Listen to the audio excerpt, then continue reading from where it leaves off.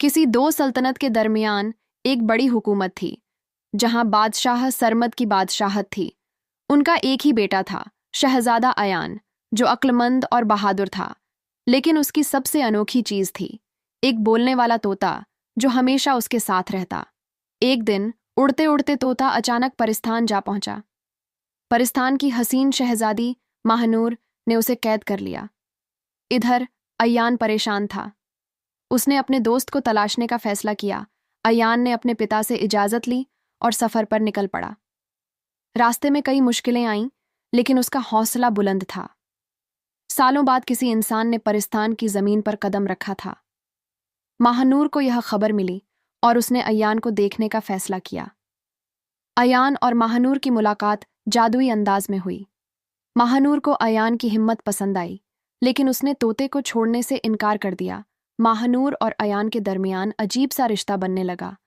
अयान सिर्फ तोते को नहीं, बल्कि अब महानूर के दिल को भी पाने की ख्वाहिश रखने लगा। महानूर के दरबार में जादूगर रूहान को अयान की मौजूदगी पसंद नहीं आई।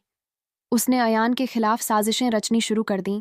अयान ने महानूर से कहा, अगर मोहब्बत का इम्तिहान देना पड़ा तो मैं दूंगा, लेकिन अपने दोस्त को जरूर वापस ले जाऊंगा।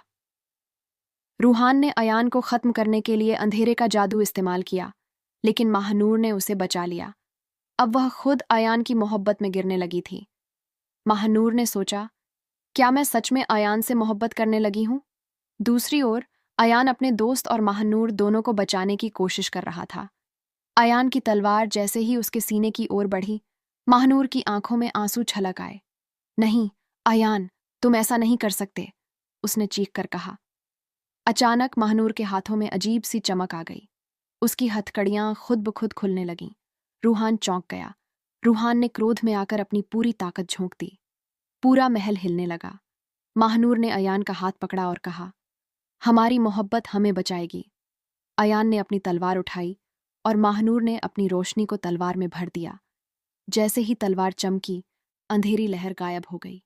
जैसे ही रूहान मिट गया, परिस्तान के जादुई बंधन टूट गए। वहां के दरख्त फिर से हरे भरे हो गए और कैद की गई रूहें आजाद हो गईं। जैसे ही अयान और महानूर दरवाजे से बाहर निकले, वे अपने महल में थे। बादशाह और सल्तनत के लोग खुशी से झूम उठे।